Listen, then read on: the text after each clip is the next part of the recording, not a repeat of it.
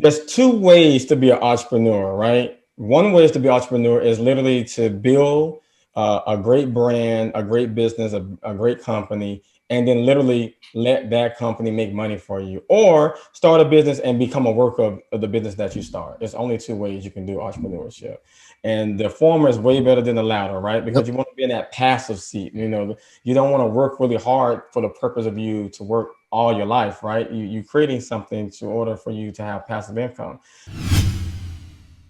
What's going on, everybody? It's Jamel Gibbs. Welcome to another podcast episode. This is the Business and Investing Podcast, where you learn all things business and investing related. And part of being in business is understanding business credit as well as financing for your real estate business or for any business that you're tapped into right now. And that's why we have our special guest on the line all the way from the credit suite, my man, Brandy Williams. What's up, man? What's going on, my brother? I'm doing great, man. Good. How are you?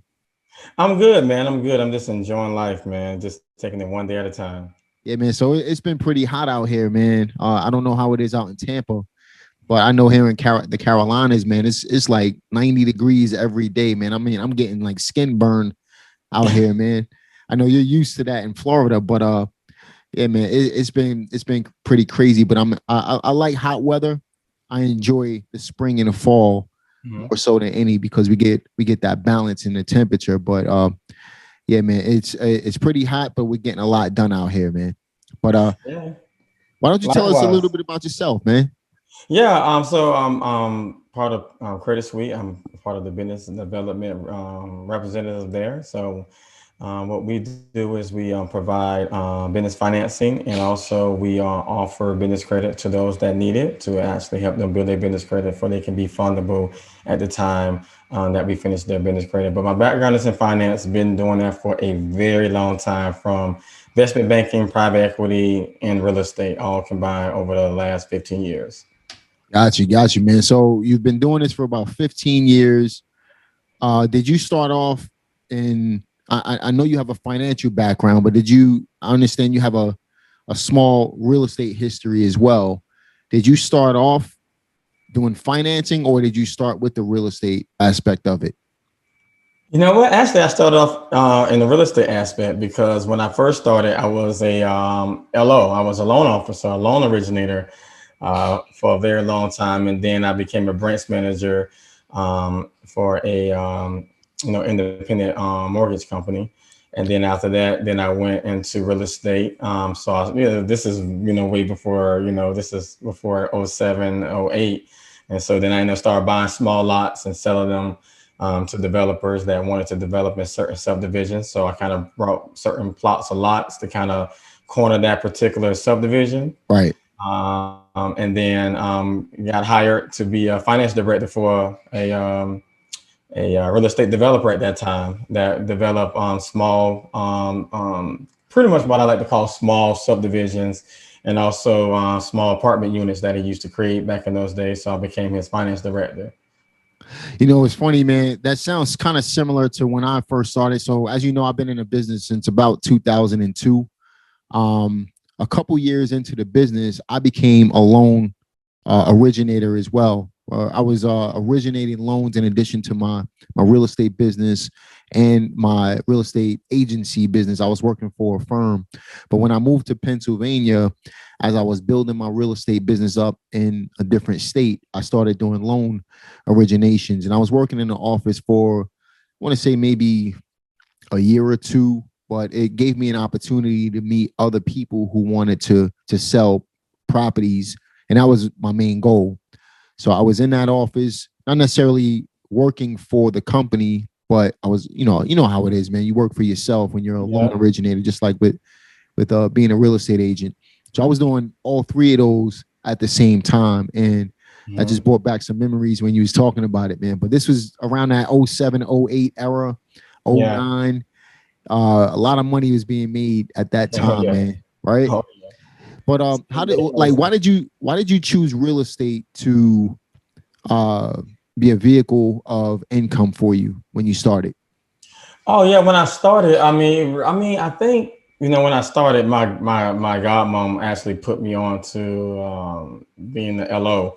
So first, I started out doing like loan processing, right? That's how most people kind of start because you want to know how to do the loan processing part first. So I did that for a little bit, then became the LO, and then it was like really just get into real estate because at that point everything was cheap. Everything was cheap. You Yeah. can buy a plot of lot, just a little a quarter of an acre for 5 grand, right? 5, 6, 7, 8 grand.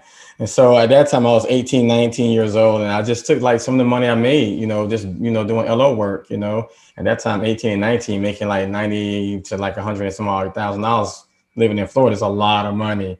And so I just took the money I had and just really just, put 5,000 here, 10,000, 20, 30,000. Next thing you know, I got 10, 15 lots, one area. And that's pretty much how I got into the real estate business. Got you, man. So you understood how to basically take your profits, reinvest, and multiply, man. A lot of people don't understand that, especially being that young, man. When I was 19 years old, I wasn't thinking about real estate. And I believe I started thinking about real estate after I read Rich Dad Poor Dad at 20 years old. But I was down on Wall Street at 19 years old because I didn't go to college, so I needed something to do. But yeah, I totally understand that, man.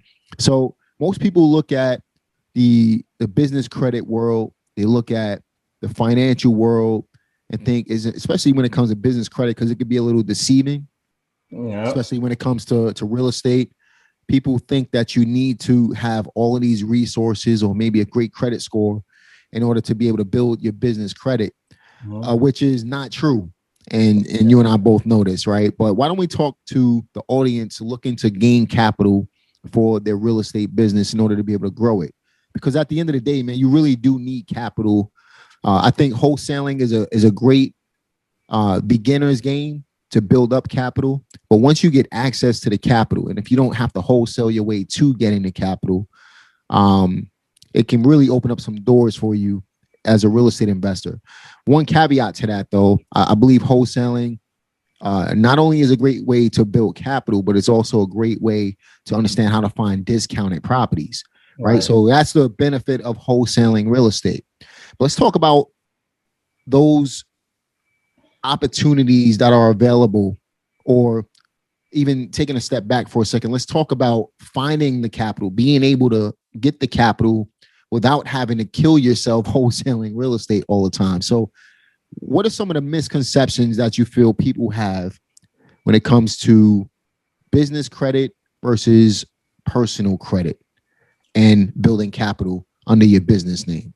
Yeah, I mean, a lot of people misconception of the two is that when you have a business credit card that you're building business credit, which is not true, right? Because when you get a business credit card, you're really just really building your personal credit, and so you want to make your business fundable, fundable, right? So how you make your business fundable, you have to build business credit. You have to get a DUNS number, and once you get a DUNS number, you need about 3 or 4 trade lines in order to generate, a pay debt score. And once you get to that portion of building the pay debt score, and most of them small cars are like maybe like a Quill or like a gas fuel card, and those are the most common cars, like we call starter cars, to get that business credit, going or generated, if you will, to generate a pay debt score. And so once you do that, then you become more fundable. And what more fundable means is that now you not only have to use your SSN, your social security number, in order to obtain funding. Now you can actually obtain corporate credit cards, which are also business credit cards, in order to, make your business, look a bit more good on paper. What I mean by that is now you can go out, get a business credit card without using your personal social security number. So there's no PG. And then you can build up that 10, 15, 20, 30,000 lines of credit. And then after that, then you get into the range of literally just being able to tap into commercial real estate loans under your business name, not ever, ever, ever using a personal guarantee. And I think that's pretty dope, man, because, so like for me, for example, I have 4 different businesses. We built business credit under each business, right? How do we do it? Like you said, you gotta number one, have a business phone number, a business address. You got to have all your docs in a row. You got to go out. You got to, we started off with Quill, Granger, and what's the other one? Quill, Granger, and Uline. Yep, Uline. Yep. You got to, with Quill and Granger, they want to be prepaid for 90 days. Yep. I believe Uline. No, it was Quill, and no, it might have been Granger and Granger is Uline. 30, net 30. Net 30 is Granger. Yeah, All of them are really net 30, yeah. but two of them, I think it was Quill and Uline. They want to be paid up front for the 90 days, but they'll still report it to So you your as like a net 90, a right. net 90, 30 day, a net 30 rather, a net 90 Exactly. because it goes out 3 months. Exactly. But it's So the same difference, right? it's the You like same you thing. order, you order something, then you pay for it on the spot, and then I mean they still technically say it's net 90, Right. but it's Then paid on. after a few months though, man, then you start tapping into other lines, like you said, the gas cards and the staples and all of that stuff, Mhm. right? Get that going. But it's a great way to build some credit, establish some history under your business, and then you can start going after the bigger numbers. But Yes. what's the benefit of having access to this stuff? Like you said, man, start tapping into commercial real estate without using your own personal credit. Mhm. Yeah, And because I mean, think about it. If you're in the real estate business and you have a real estate holdings, this would be a great opportunity for you to be able to literally get out of the business of just wholesaling and really just tap into some lines of credit for you can be able to, if you're in the business of flipping properties, that's great because then there's lines of credit for that. You can just draw off that line, buy a house, pay it back out, keep the profit, do it again, do it again, do it again. And then, hey, if you're traveling from one property to another property, then that's when you tap into auto loans, right? Under the business name. And that's another way, to travel back and forth to your different properties, tax write off, paying for gas. And also, it's an incentive because guess what? It's under your business name. And that's also a tax write off because you're making monthly payments under the corporation's name. that's right, man. Quick question for you.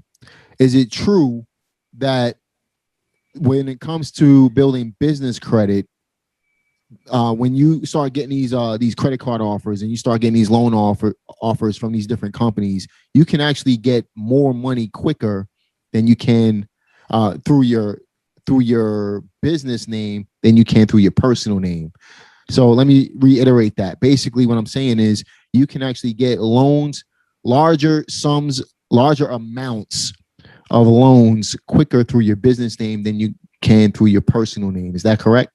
Yeah, that's true because like you have MCA loans, which are really just revenue, financing loans.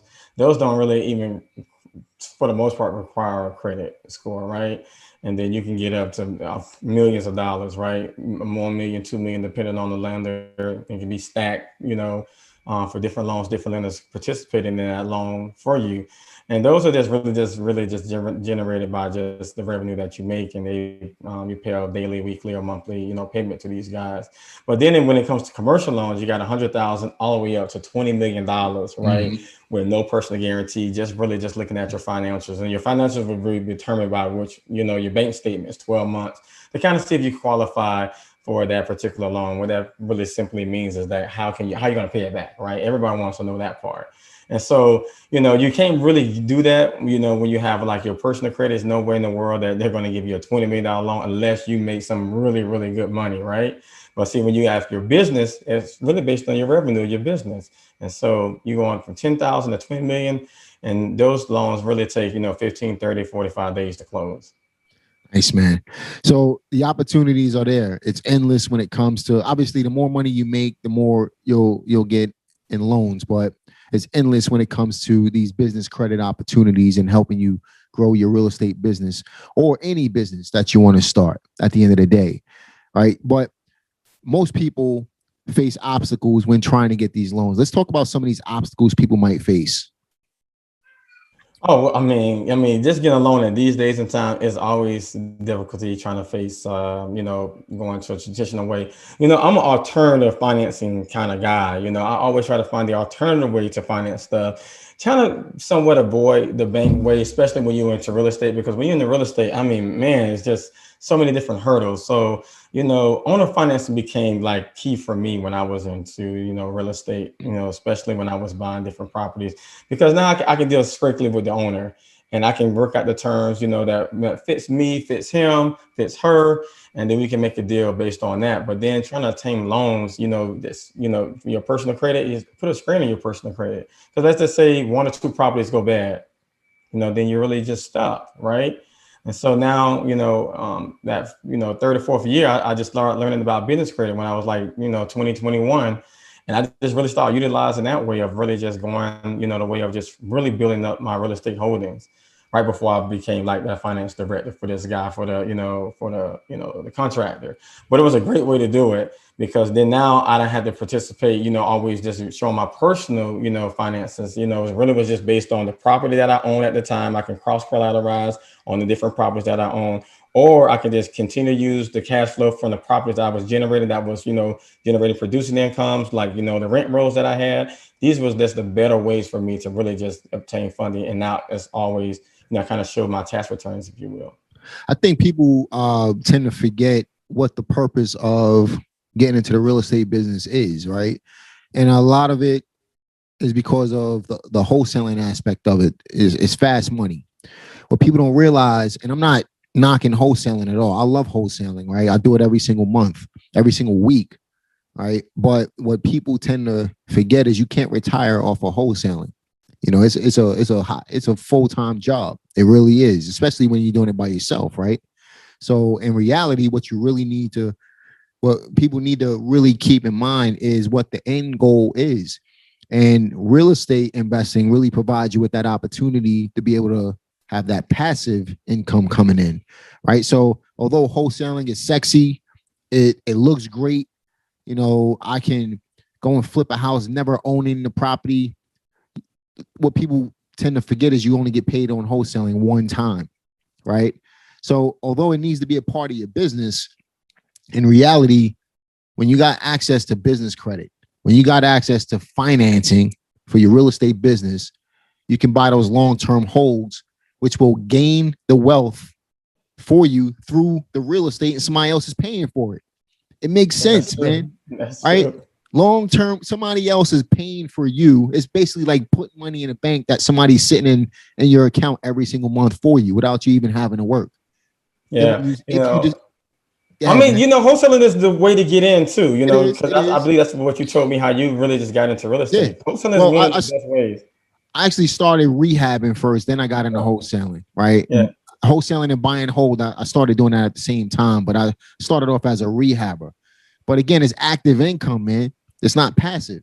So No, it's not passive. I'm only as good as my last deal, man. I only get paid one time, right? I like that. I like continuous money, man. So without having to do the work multiple times, man. But that's funny because me, a friend of mine and my wife was all sitting around talking, and I would say, look, there's two ways to be an entrepreneur, right? One way is to be an entrepreneur is literally to build a great brand, a great business, a great company, and then literally let that company make money for you, or start a business and become a worker of the business that you start. There's only two ways you can do entrepreneurship.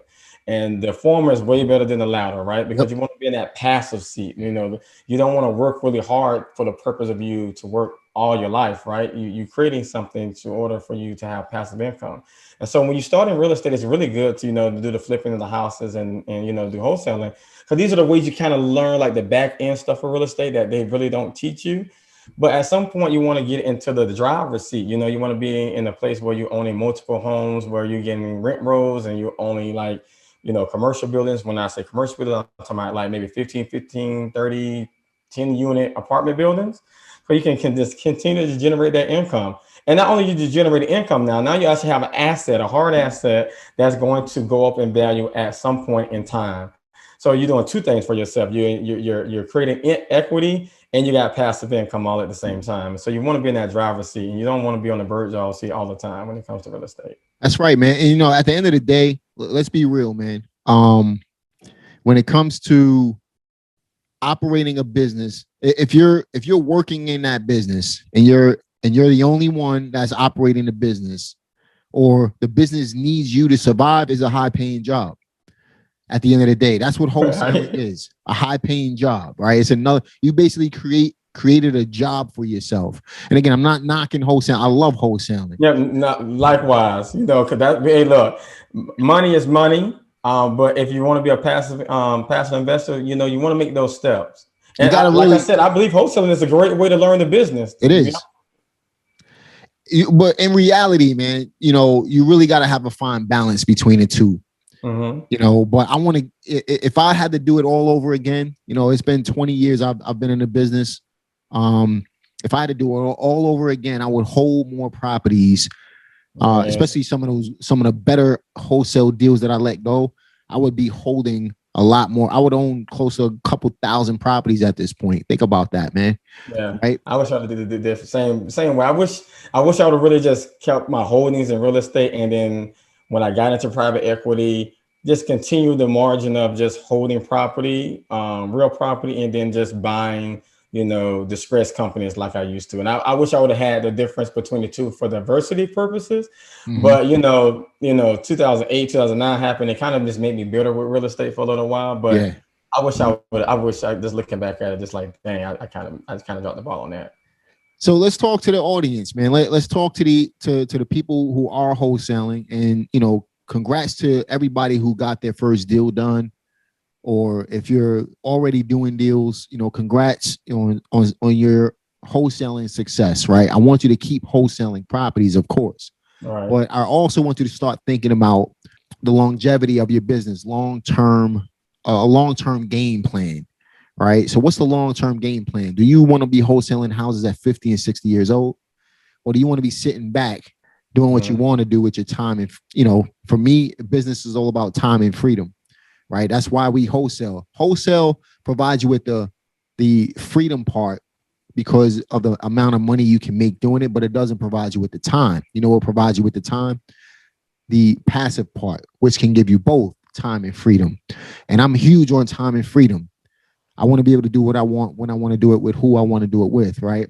So let's talk to the audience a little bit about getting the funds that they need in order to be able to start that passive income stream in their business. And even if you're wholesaling right now, how can they use some of that capital to be able to build up a wholesale business that can feed the passive part of their business?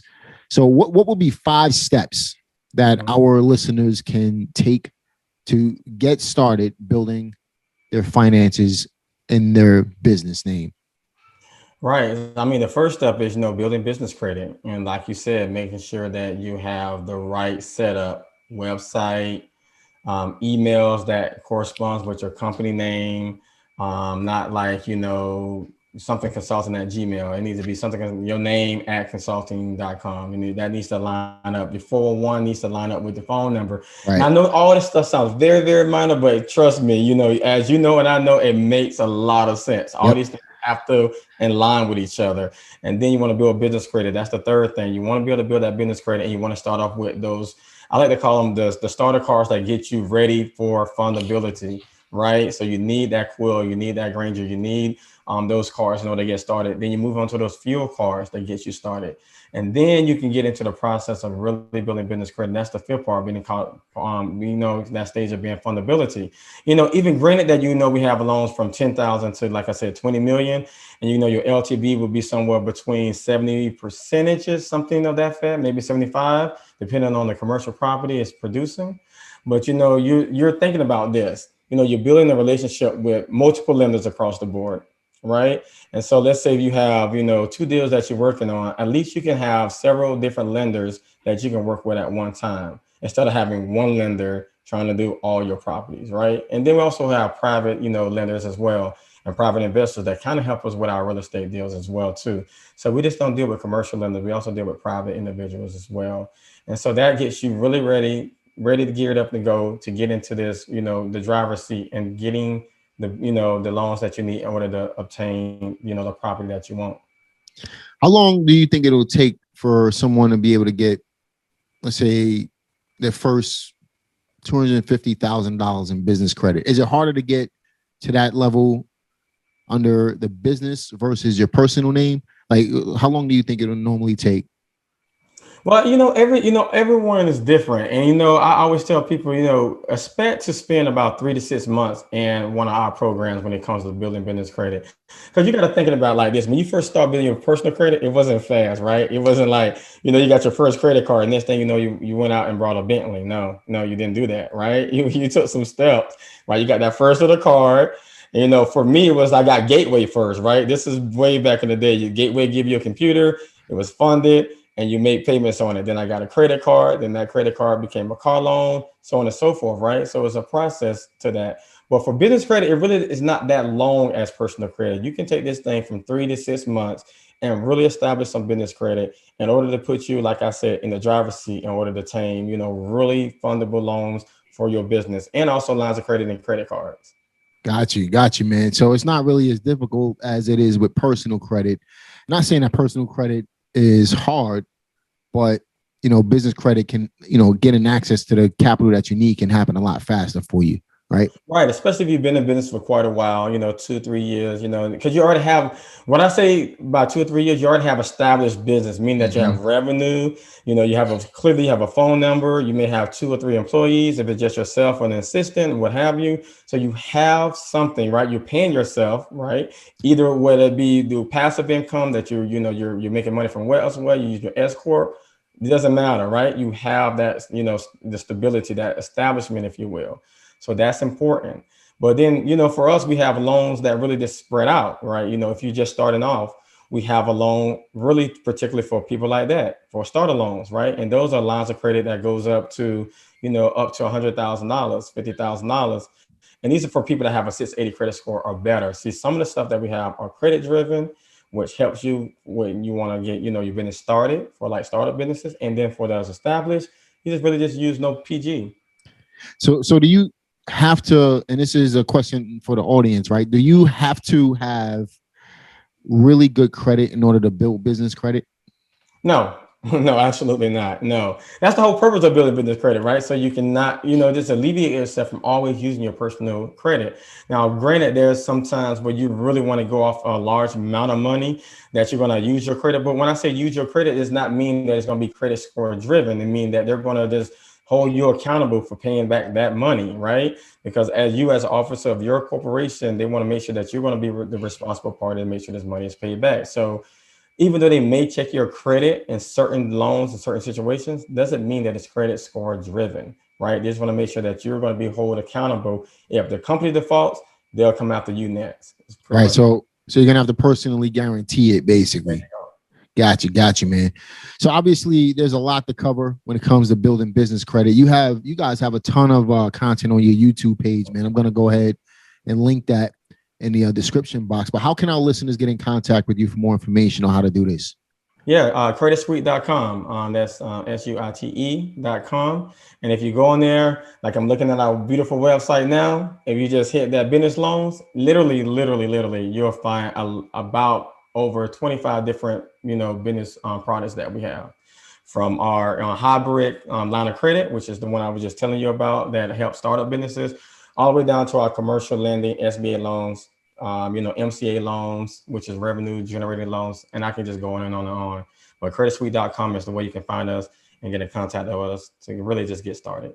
Cool. And expect to spend about 6 months or so really building up your credit. Think long term. Don't think about short term gain. Long term is always going to be better for you. All right. And it's going to be healthier, stronger foundation and everything. Right. So I want you guys to check out creditsuite.com. I'm going to make sure I link their YouTube page in the description box, along with Brandy's social media and information. By the way, man, how can they find you on social media, Brandy?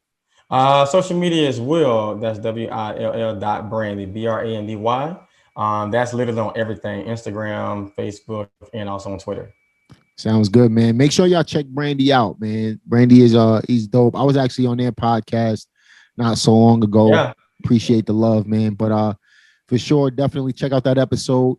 Matter of fact, I'm gonna link that in this video somewhere up at the top. Make sure you if you're watching this on YouTube, make sure you check this out in the description box, the interview that I did with them. And in addition to that, man, make sure you check Brandy out.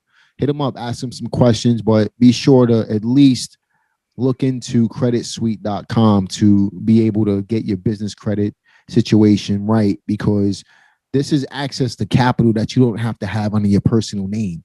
Right. And it's like having a fresh slate. If your credit is terrible right now, start building business credit, right? You do that, to be able to get the funds that you need without having to put it under your personal name. So just start looking into it. Start taking some action. I'm a firm believer in taking massive action in order to get the result that you want. But it all starts with knowing what to do. And you can get that information at creditsuite.com. Brandy, man, any last words for our listeners at all?